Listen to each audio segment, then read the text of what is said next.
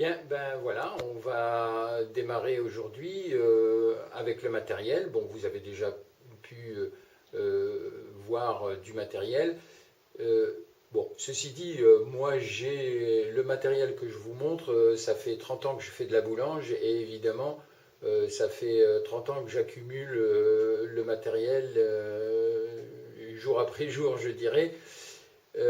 C'est pas indispensable pour vous. Vous verrez, vous avez de toute façon déjà plus ou moins votre matériel, mais je vais vous montrer là le matériel qui est absolument indispensable si on veut faire un petit peu de boulange. Alors j'ai plusieurs modèles évidemment, et vous choisissez celui que vous voulez. On trouve ça sur Internet, on trouve ça dans les magasins qui sont dédiés à la boulange et à l'hôtellerie en général, parce que la boulange toute seule, c'est pas vraiment ça. Mais vous pouvez trouver ce genre de matériel. Alors moi, je vous montre ce qui est indispensable. Alors aujourd'hui, je vais vous montrer en gros tous les ustensiles que pourrais utiliser, mais je ne vais pas vous les détailler parce que je le ferai au fur et à mesure du développement du cours. Je ne vais pas vous montrer aujourd'hui comment je cuis et pourquoi je me sers de la cloche pour cuire. Je vous la montrerai quand on en sera au pain et je vous expliquerai exactement à quoi elle sert et comment s'en servir. Ça, c'est des trucs au fur et à mesure. Là, je vous montre au départ pour faire le levain, mais aussi indispensable qu'il faut avoir tout le temps, en fin de compte, comme le thermomètre, par exemple. Le thermomètre, vous pouvez l'avoir, il faut l'avoir tout de suite. Ça, c'est quelque chose qui est absolument indispensable. Donc le thermomètre, ça, vous voyez, moi j'ai pas un thermomètre, j'ai même pas un thermomètre de boulange, j'ai un thermomètre, je dirais, à confiture. Hein. Donc, il vous faut quelque chose qui puisse, vous voyez, il n'y a pas besoin de thermomètre qui vous donne des températures négatives, on ne s'en sert pas. Et puis, par contre, oui, on peut aller jusqu'à 60 degrés selon quand on fait le pain de seigle ou quelque chose comme ça. Voilà. Donc ça, c'est la chose indispensable. Alors, un autre côté, c'est ce qui pourrait être aussi indispensable, c'est un doseur pour connaître les quantités d'eau dont vous avez besoin ou de farine. Ça, c'est quelque chose qui est intéressant. D'un autre côté, on a des spatules. Moi, c'est des petites spatules que j'ai. C'est des spatules de bois. C'est du bambou. Hein. Mais si vous avez des spatules en bois ou alors une cuillère bois pour tout ce que vous avez à mélanger, que ce soit le sel dans l'eau ou même la pâte, si vous ne voulez pas mettre les mains dedans. Voilà, donc ça c'est indispensable. Alors, ce qu'il y a aussi d'indispensable, c'est ce qu'on appelle les coupe-pattes hein, ou les cornes. Alors ça, c'est ce qu'on appelle une corne. Alors, je vais vous expliquer plus tard pourquoi on appelle ça des cornes. Alors, il y en a des différentes. Hein. Il y en a à bout carré. Et puis, il y en a aussi à bout arrondi si on utilise des plats arrondis. Moi, je m'en servais beaucoup à la micro-boulange parce que j'avais un pétrin de 2,50 m et qui était en demi-lune.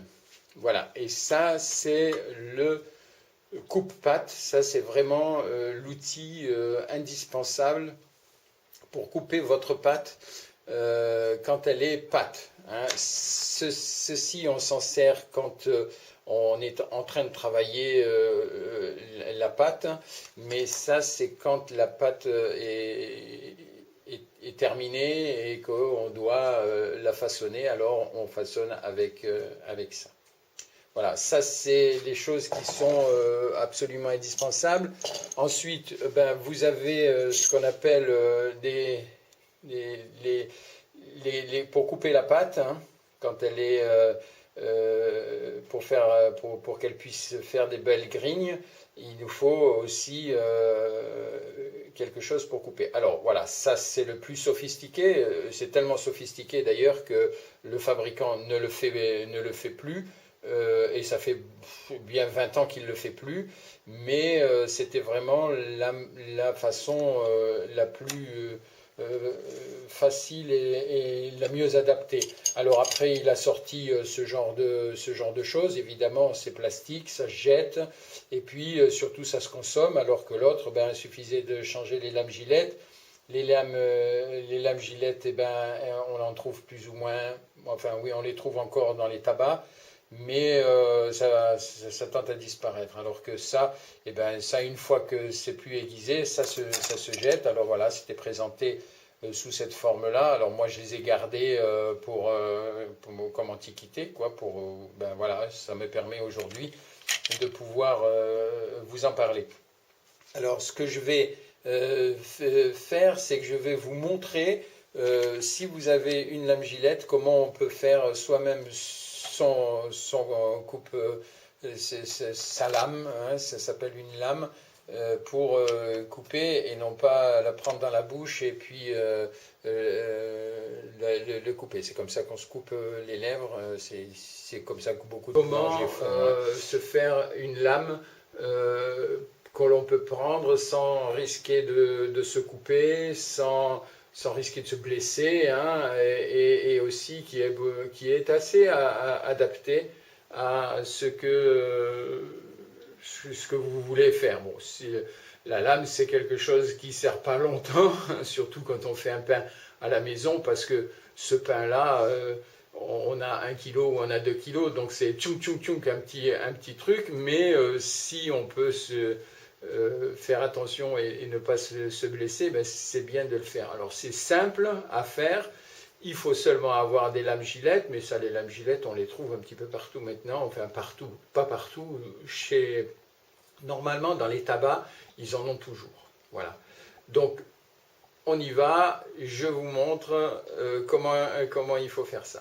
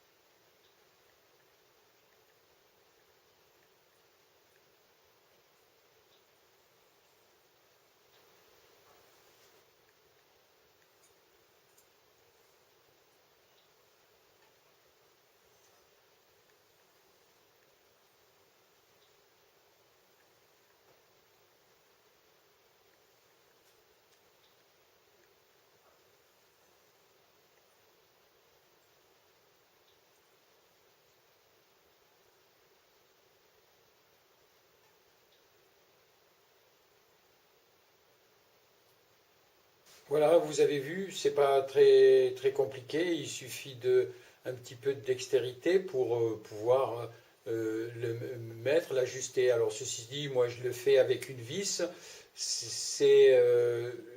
quand c'est fixé, ça bouge pas, et quand vraiment ça bouge pas, et ça prend exactement la courbure que ça doit avoir quand on coupe le pain. Ceci dit, vous pouvez aussi prendre un petit bâton ou faire euh, avec un petit... Le tout, c'est de prendre ça, et en général, on prend un petit bout de ferraille, et puis on met un bouchon, et puis comme ça, on est tranquille, on est avec son four.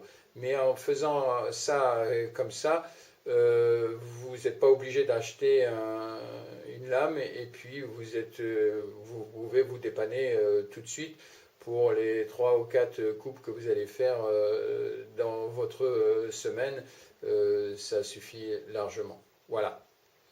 On passe à autre chose. Alors ensuite, il vous faut un récipient pour faire vos levains. Alors moi, ça c'est mon bol à levain, je dirais. Il a toujours été comme ça. C'est en fait mon bol de moine, mais c'est lui qui sert à faire mon levain. Alors ceci dit, vous avez ce genre de bol hein, qui est aussi voilà très simple, mais qui permet au levain, il se trouve bien là-dedans. Et pour démarrer son levain, eh bien, on démarre dans des plus petits. Hein, voilà. Pour vous montrer la taille, hein, c'est à peu près ça. Donc on démarre le levain comme ça. Et c'est ce que je vais vous montrer tout à l'heure pour faire. Donc il faut ça. Ensuite, il va passer là-dedans ou dans ce type de bol-là, ou alors dans ce type de bol-là aussi, parce que ça, tout le monde connaît ces bols-là. Hein. Il y a des trucs dans lesquels on faisait des terrines. Voilà, donc ce bol-là, donc il passe ça passe de ça à ça. On va faire ça comme ça. Voilà.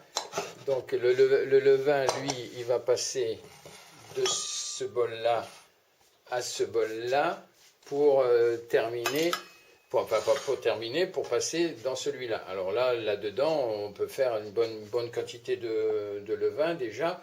Et puis, si ça suffit pas et qu'on a besoin de plus gros, eh ben, on prend le frère plus grand, hein, qui lui est voilà. Donc voilà les bols pour faire le levain.